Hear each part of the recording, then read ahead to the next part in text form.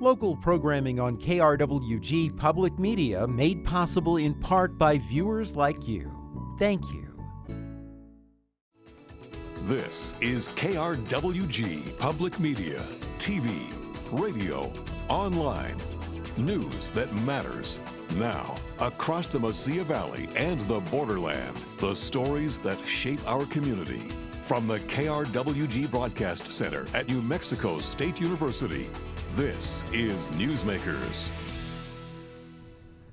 Up front this week, job seekers are entering the most difficult labor market in decades as COVID-19 continues to hurt the economy. In depth, here's PBS NewsHour Student Reporting Labs fellow Xavier Dominguez. And I feel like a lot of the jobs that are available right now, it's not jobs for people that need like a first-time job. COVID-19 is a health crisis, but it's also hitting the job market and the overall economy. The Bureau of Labor Statistics report the U.S. unemployment rate was at a low point until March, when COVID-19 became a global pandemic. The jobless rate skyrocketed to 14.7% in April, the highest since the Great Depression of the 1930s. Finding a job is tough for new graduates like Lauren Park.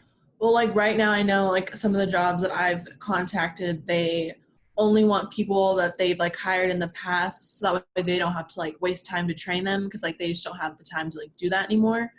Or they want people they already like know what they're doing. New Mexico's jobless rate was 6.3% in March, but rose 5 points to 11.3% in April. New Mexico State University economics professor Dr. Chris Erickson. So the impact of COVID-19 has been extreme and dramatic. If you look at the national economy, we've seen a drop in jobs of about 20 million jobs. Now, it's a very rapid, very dramatic drop off in employment, driven by the self-quarantine and the lockdown that were implemented in various states across the country. Making matters worse for New Mexico, one of the state's top industries has been most impacted by the crisis. And of course, the industry that has been the hardest hit in Doña Ana County, and I think this is true all the way around the country, I know it's statewide and I think nationally too, and that's been the entertainment and leisure industry, which includes, importantly, restaurants. The New Mexico Labor Market Review showed that leisure and hospitality reported a loss of 44,000 jobs. Education and health services fell by 10,300. Trade, transportation, and utilities was down 9,300, while retail decreased by 8,500, and professional and business services was down 7,700 jobs. Roseanne Bensley, Associate Director of Career Services at New Mexico State University, gives advice to job seekers during these unprecedented times. One of the number one ways to do that is through LinkedIn. Do some informational interviewing. Talk to those people and don't just say, I need a job, but ask them about how they're thriving, how they're adjusting, and what recommendations do they give in terms of knowledge, skills, and abilities that would make you more employable with that organization. Something to try for job seekers like Lauren Park, who hasn't been successful by simply searching for jobs online.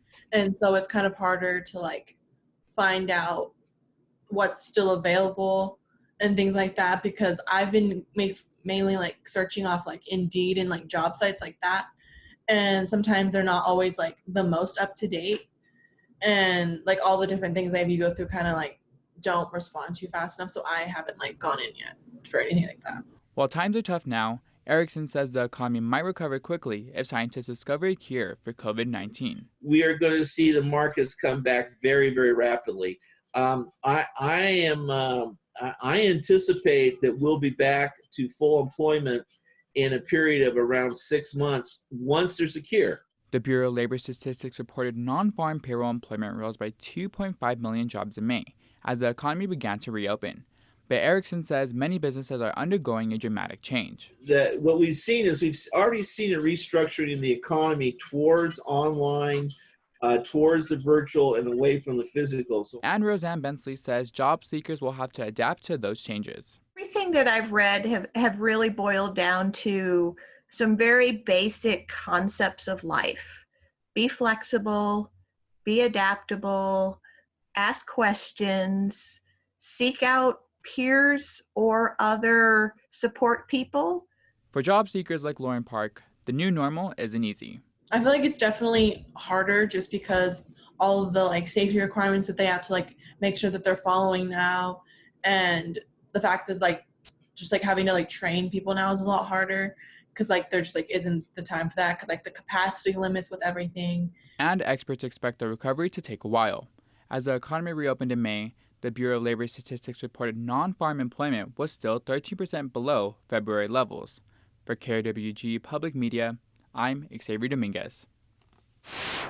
Congress passed the Coronavirus Aid, Relief, and Economic Security Act, CARES for short. The act provides an estimated $2 trillion to mitigate the impact of the COVID-19 pandemic. $377 billion of that is designated to help small businesses. Fiona St. Pierre has more. According to a recent NFIB poll, 92% of small businesses have been negatively impacted by the coronavirus pandemic, and over 50% say they will not survive more than 2 months without help. Locally, our businesses are already feeling the strain. Chris Schaefer at Dry Point Distillers in Las Cruces says his business almost completely vanished. I'm hurting big time from this.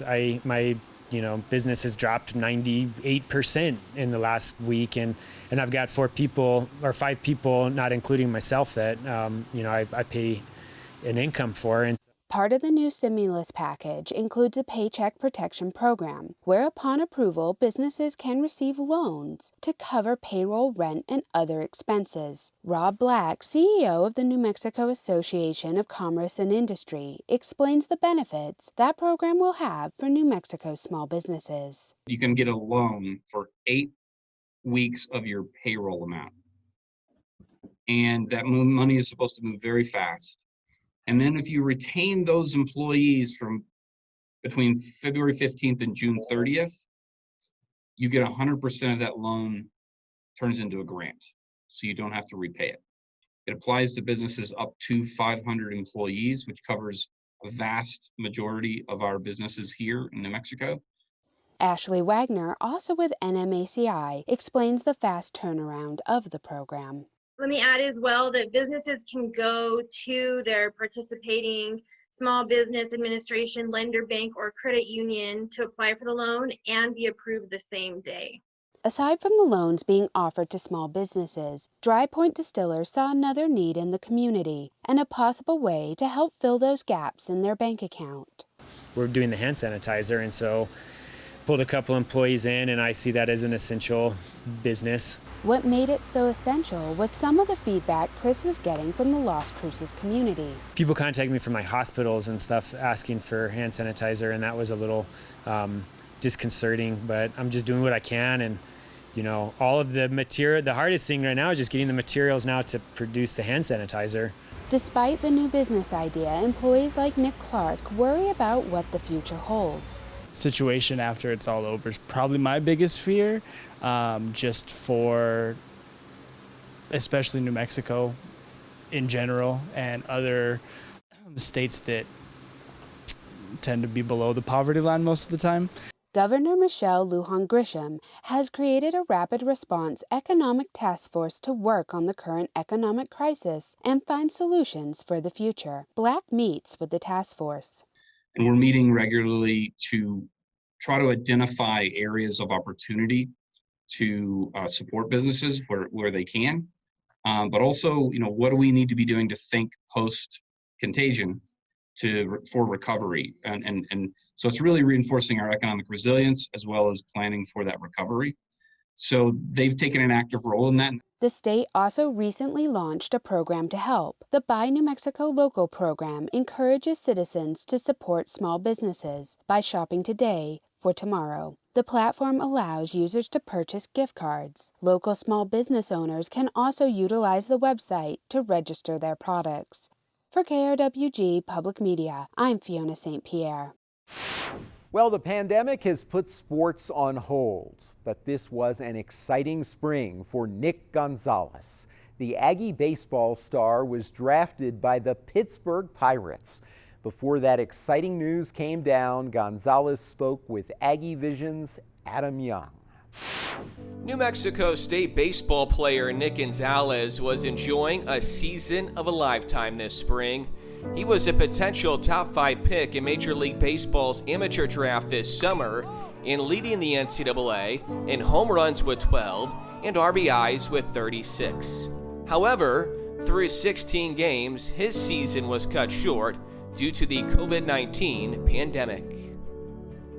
The series is canceled against San Diego State, and it had gotten pretty bad over in San Diego, so we just figured, this series is canceled, no big deal. And then he had text, we have a team meeting, 3 the next day, and we go in for the team meeting, and they kind of just told us, we don't really know anything yet, just stay with us, we'll take the weekend off, whatever. And then literally, as soon as everybody left, about 30 minutes after on ESPN, the NCAA canceled everything. First-year head coach Mike Kirby's message to his team was a short one. He told the team, season's canceled pretty much, and you guys, stay sharp and get ready for next season. And it was short and it was subtle, and we're still getting after it and still practicing. And despite that feeling and missing out on an opportunity to pad his resume and his draft stock to Major League Baseball teams, Gonzalez believes this experience will make him a better player and an even better person. It just shows that you can never really take granted for, the game we play and, the life we live every day. For me, I play the game, the same way every single time, and I'm glad looking back that that's how I played, the 16 games we were able to play. And once I get back out there, it's going to be the same thing, 100% all the time. And as he begins his career as a professional baseball player, he looks back on his 3 years at NM State and has no regrets. Yeah, I enjoyed every minute at New Mexico State, and it taught me a lot. And, it taught me that you don't have to be the biggest and baddest school or the biggest and baddest player to give it your all and love the game and play the right way and succeed and do well. I learned that as soon as I stepped at New Mexico State and saw everything that we didn't have as much as the SEC or the Pac-12, but it didn't matter because we could still compete with anybody. For Aggie Vision, I'm Adam Young.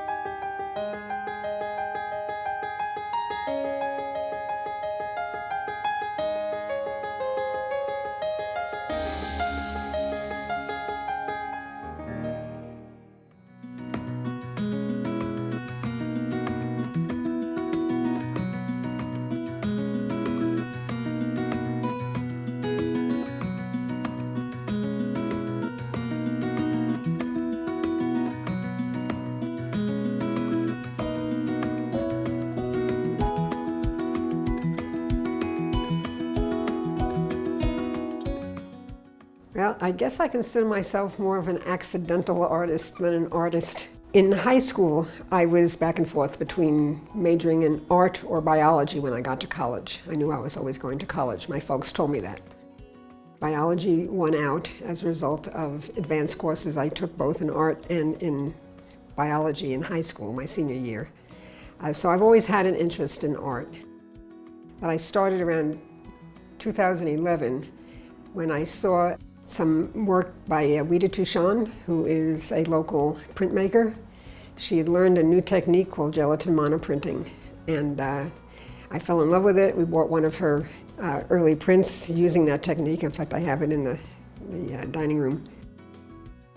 It was a type of printing that I thought I could do because it didn't require a lot of big equipment, and I started to think about maybe I can combine my digital photography with this form of printmaking. And basically you just take a sheet of gelatin, it's like you place it in a cookie sheet, so you have about a ½ an inch thick sheet of gel, and that becomes a printing plate. And then you take paints, and I use usually metallic acrylic paints, and you put a thin layer on the gel.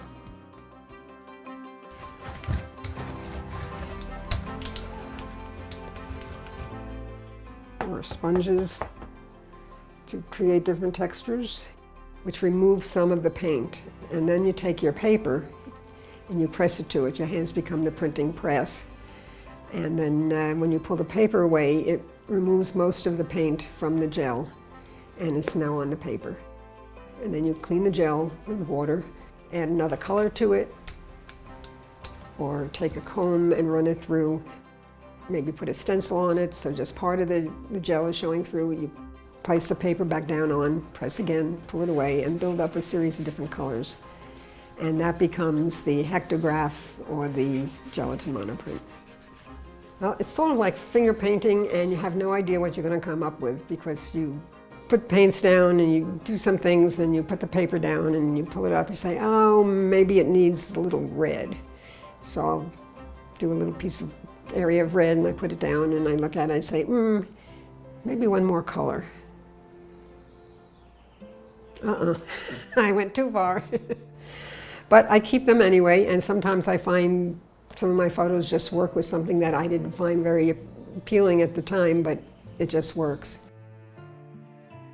And then I need to scan it into the computer, and then I think most of the time it takes when I get into the computer and then start looking at my photographs, seeing what might work, working with the photograph to expose as much of the background as possible. I have to remove a lot of the sky and some of the bottom part of the photograph so that the background can be seen. So that takes a little while. And oftentimes it takes many different photographs before I say, I like that combination. And we'll continue to work with that to finish the product. And then after that, when I find something I like, I then coat the monoprint with a special coating that allows it to be printed on with an inkjet printer, basically turn it into photo paper. But I find the same thing when I'm working on the monoprints or just staring at the computer, playing with my pictures. Everything else goes away. It's just very relaxing and calming, and I think that's what a lot of artists get out of doing art.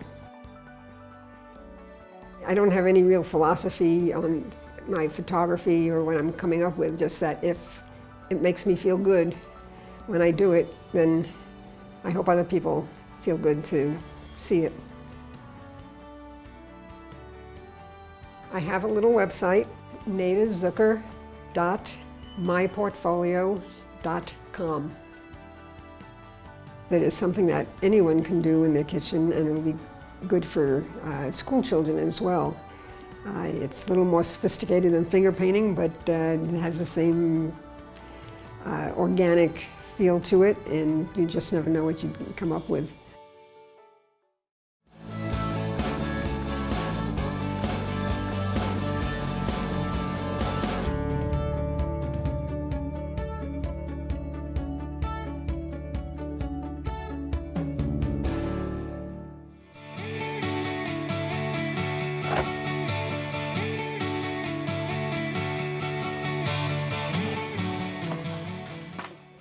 OMTRS mission is to provide support in the field when there's a rescue mission. We specialize in rope rescue, extraction of subjects if they get in a position where they're in some type of rough, steep terrain where they can't be walked out. We're all volunteers. Most of our personal gear is purchased ourselves. The need for a technical rope rescue team is important because there are situations where your local state police and your other search and rescue teams are not trained to go in and extract the subject if they get themselves in a steep or high angle type of situation. We have a lot of rock climbers around this area that also oftentimes need help, and with the rough terrain and the Oregon Mountains around, it's important that there's somebody who can be mobilized to do that kind of service. You know, we've extracted people that have needed emergency medical care right away. People have had broken femurs, legs, you know, had heart attacks. We also have been called out to extract people who have not survived. So we provide a service to families and people who are active in the outdoors. We don't have any prerequisites for anybody joining the team, so how long it takes somebody to become a team leader or really adept at technical rescue depends on what kind of experience they bring to the team. So for example, somebody who's been a rock climber for years and years already knows a lot of knots and things that we can teach the beginners. And so they get a little bit of a head start if they're familiar with rock climbing already. but we'll take anybody. If you've never seen a rope before, we can train you how to be a technical rescue technician. I'd really like to see some newer, younger, energetic folks join the team. We get a lot of college students who join the team and they're here for a few years and then they move on. It'd be nice if local folks who live here would be more interested in the team. Most simple piece of advice is to take a flashlight with you. That rough terrain becomes scary after dark. Maybe even consider taking the 10 essentials, and you can look that up online, the 10 essentials for going out into the backcountry. They can go online. OMTRS.net is the website. We have a certification meeting that we run here at third Thursday of every month. The future is good for this organization. We'd love to have more members off. The more we can get, the better.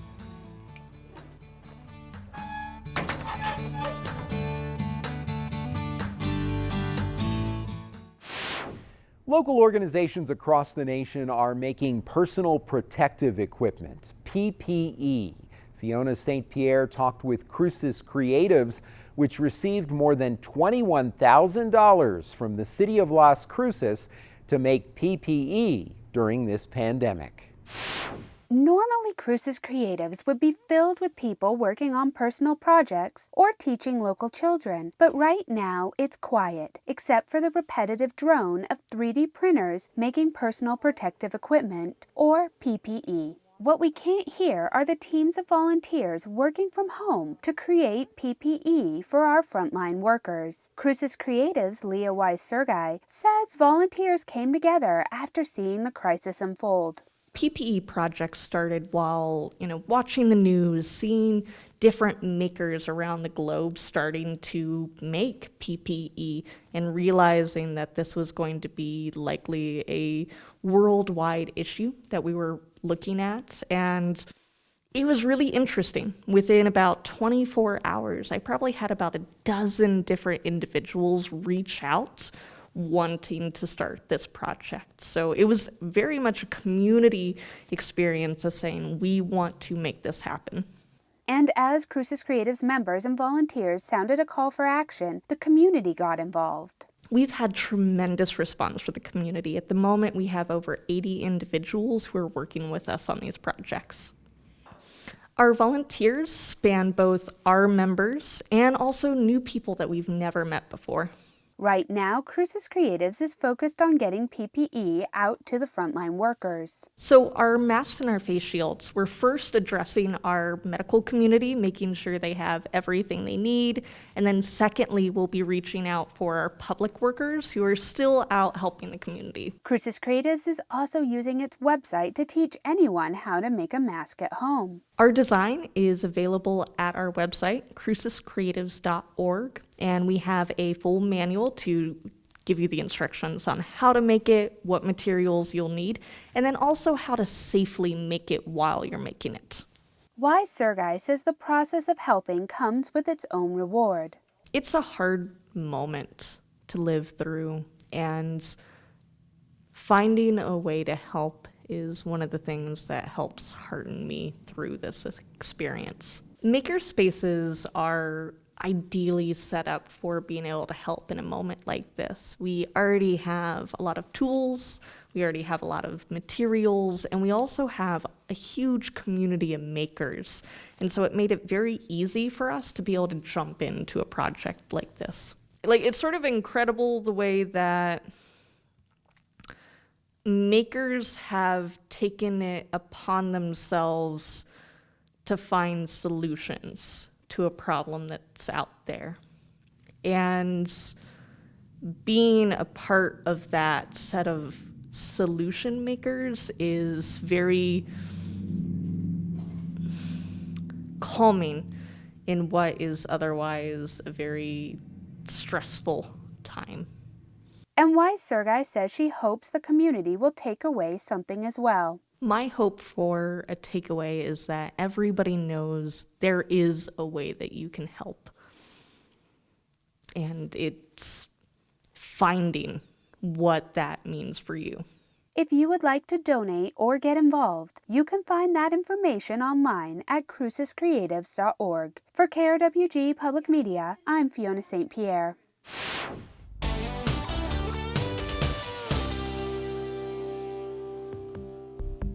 Cameron, congratulations on being named a top teen. Thank you. Well, thank you for being here today. I want to start with some of your school activities. Well, I participate in student government. I am the student body president of Las Cruces High School. And with that, we put on the dances and all other school-sponsored events like assemblies and everything else. I also am the historian of the Students for Sustainability Club, where we clean up trash and better Las Cruces. All right, tell me about some of the efforts that you've been involved with to give back to the community. Well, with HOSA, I participated in Project Linus, where we sewed blankets for the less fortunate. And I also participated in Comcast Cares, where we cleaned up trash around Tomba Elementary. And also with Students for Sustainability, we cleaned up trash at the river. Excellent. Tell me about your plans for the future. Well, I plan on attending college and getting my degree in either architecture or construction management and going on to become a contractor. All right, well, good luck with that. And again, congratulations on being a top teen. Thank you. That's our time for now. Join us this week on KRWG Radio. Every weekday, it's Morning Edition, 5 to 9, Fresh Air at 11, followed by Here and Now, noon to 2, and All Things Considered, 4 to 7. KRWG News is always online at krwg.org, and we'd love to hear from you. Email us with your story ideas and video submissions. The address is feedback@nmsu.edu. For all of us at KRWG News, I'm Fred Martino. Have a great week. We'll see you next time on Newsmakers.